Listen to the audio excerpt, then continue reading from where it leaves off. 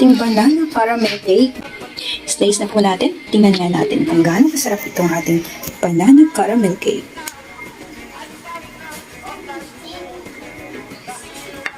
Wow. Aakalain mo bang steam lang po ito? Isipin ba nilang kahit wala kang oven, magkakaroon ka ng banana cake? So, yan po siya. Mga kawaray, steam lang po ito, ha? The best. The best. Ang lambot ng tinapay niya. Talagang sulit na sulit po. Magkano lang po ang ingredients na nagastos ko dito? Nasa 200 pesos. Ayan po mga kawaray. The best po ito. At marami na po kayong magagawa. Ang sarap niya. Mas masarap siya sa...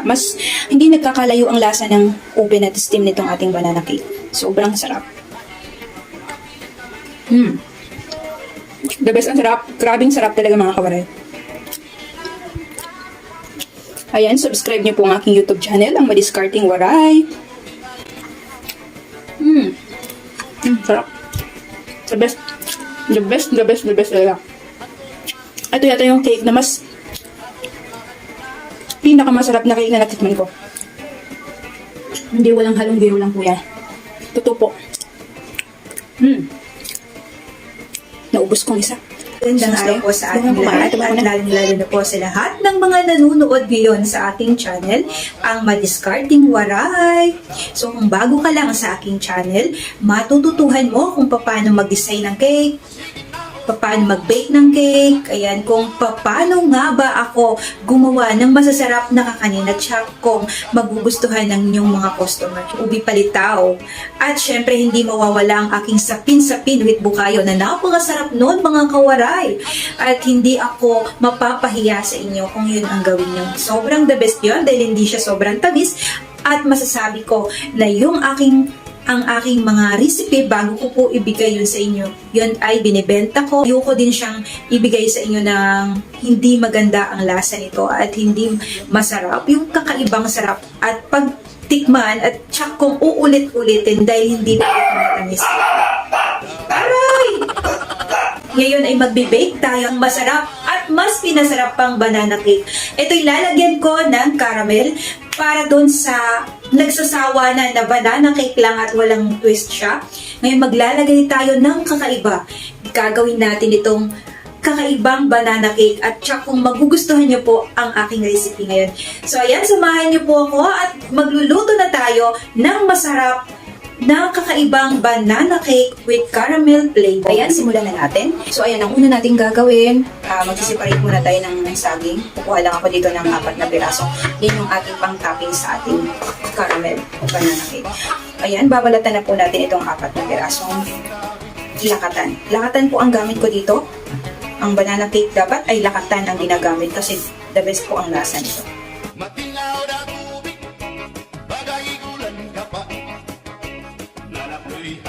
Pagkatapos nating balatan,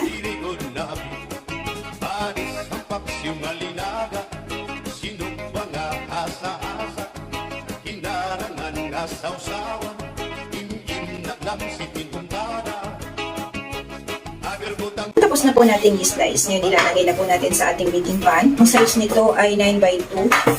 Didesignan na po natin. Ngayon, nasa sa inyo yan ha, kung paano kayo mag-design. Paano nyo didesignan ang inyong cake.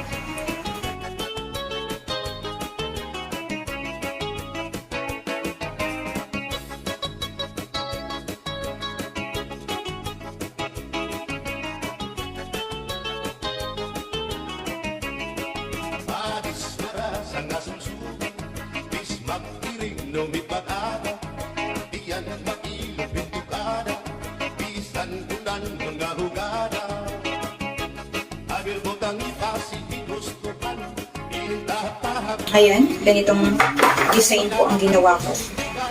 Ito ay 8x2. Design lang din tayo.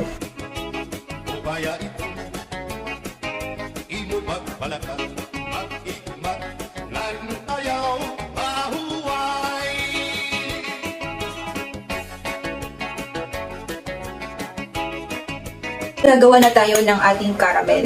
Natapos ko na pong lagyan ng ating saging. Ayan. Ngayon maggagawa naman tayo ng caramel sugar. 1 cup ng wash sugar. Ayan, ipunawin lang natin yan.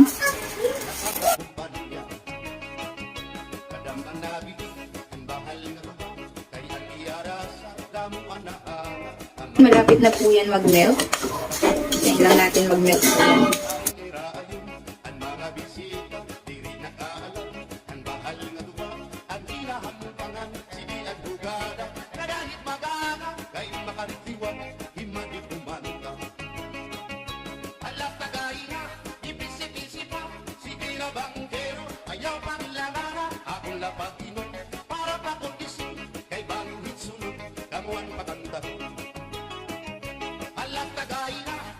Pagkatunaw po ng ating asukal, lalagyan po natin ito ng tubig. 1 cup. Dahan-dahan po natin itong ibubuhos.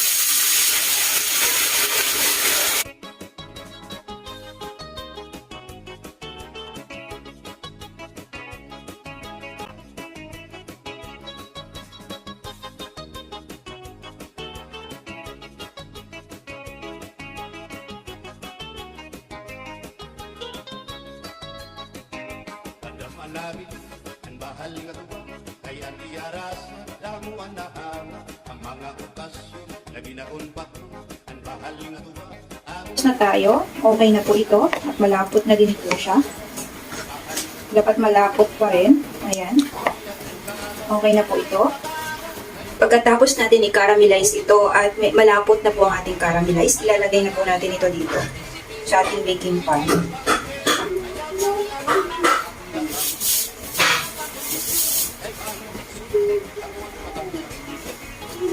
Pag ganito na, nalagay na po natin ang ating caramel sugar. Ngayon, itatabi na po muna natin ito.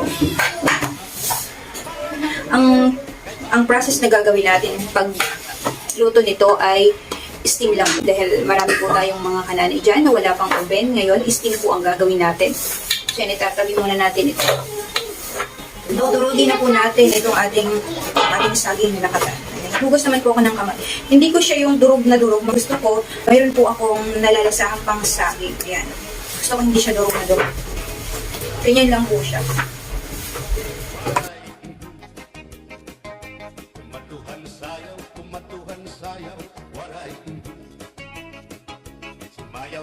Kumahin na po natin ang ating sa mas ito ay 3 cups ng ating purpose flour. 3 cups po ito. Ating all-purpose flour, kailangan natin palaging sinasala para walang pamumuot. Ating all-purpose flour ngayon ay nagmahal, sobra. Ito naman ay baking soda. Ang aking baking soda ay 2 teaspoon po ito. Hindi po ako maglalagay dito ng baking powder. Baking soda po ito. Salain lang natin para walang pamumuo dahil sobrang pait nito pagka may buo-buo tayong baking soda. So, ayan. So, tapos maglalagay tayo ng asin, 1/2 teaspoon pang agaw sa tamis ng ating caramel. 1.5 cup ng ating sugar. Ito ay wash sugar. Mas maganda kasi ang kanyang kulay pagka wash sugar ang ating gagawin. So, ayan. Haluin lang natin. 3 pieces of egg. Ito ay medium size. Oil ay 1/3 po, 1/3 cup. Butter. Itong butter natin ay 100 grams. Ito yung dairy cream na pinaghati ko lang po.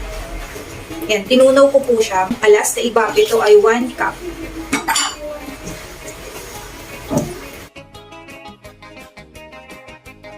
Tubig. Ang nilagay kong tubig dito ay 1.5 cup.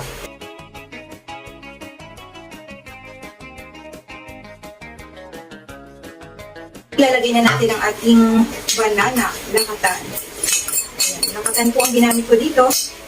Pero bago yan, mga kawaray, kailangan pagpakulo na kayo ng inyong dapat kumukulo ang tubig.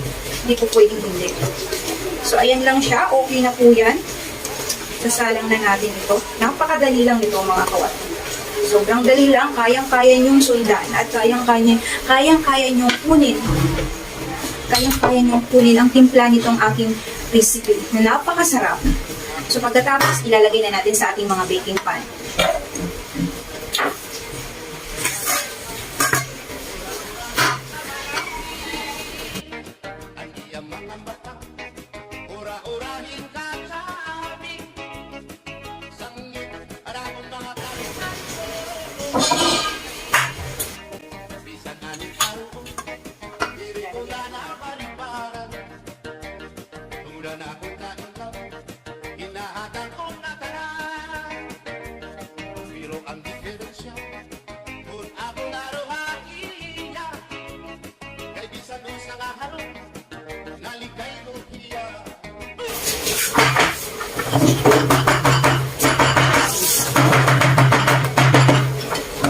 So, ngayon, ilalagay na po natin ito sa ating steamer.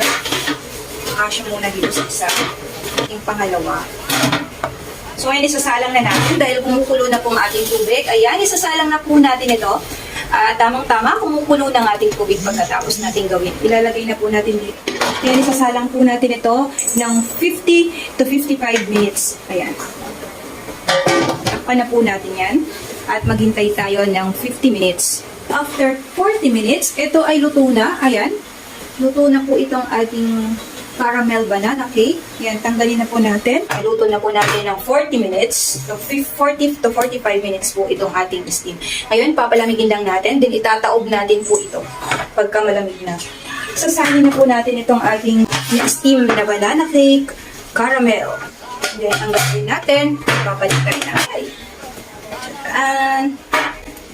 ito ba? Ayan po siya.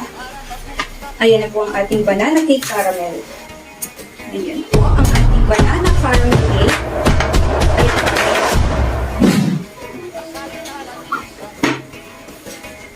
Ayan. Dan, hindi mo aakalain na itong ating banana caramel cake, luto lang natin sa steamer. Hindi natin aakalain, hindi nila aakalain na ang ating banana caramel cake ay sa steamer lang po natin ito niluto. So ayan, kung gusto nyo pong itry nyo po itong aking recipe na napakasarap at talaga namang magugustuhan ng inyong mga anak, magugustuhan ng inyong mga customer. So ayan, hanggang dito na lang mga kawaray. Kung gustuhan nyo po ang aking recipe ngayon, subscribe and i-like nyo po ang aking video. At kung gusto niyo pong i-follow ang aking page, Cake by Ate Jazz, at ang aking Facebook, kung gusto niyo hiramin ang aking mga picture ng aking mga niluluto, ayan, hiramin niyo po yun. Makakatulong po yun sa inyo pag magpa-order po kayo. So, ayan mga kawaray, at talaga namang napakasarap nito. Dalawin niyo po ang aking Facebook, Hasmin Kabigkes, at sa gustong hiramin ang aking mga picture, pang pa-order nyo, pwede po yan, at pahihiram ko po sa inyo. So, ayan, God bless po sa ating lahat, mga kawaray!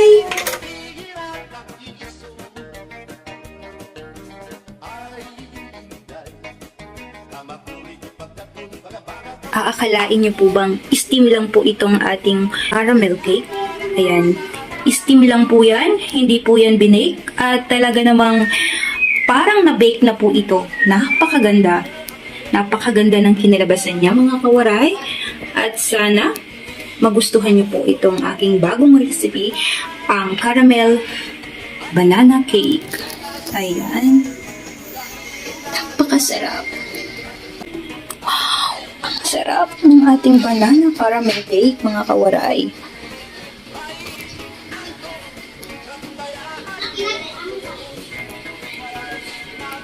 Slice na po natin. Tingnan nga natin kung gaano kasarap itong ating banana caramel cake.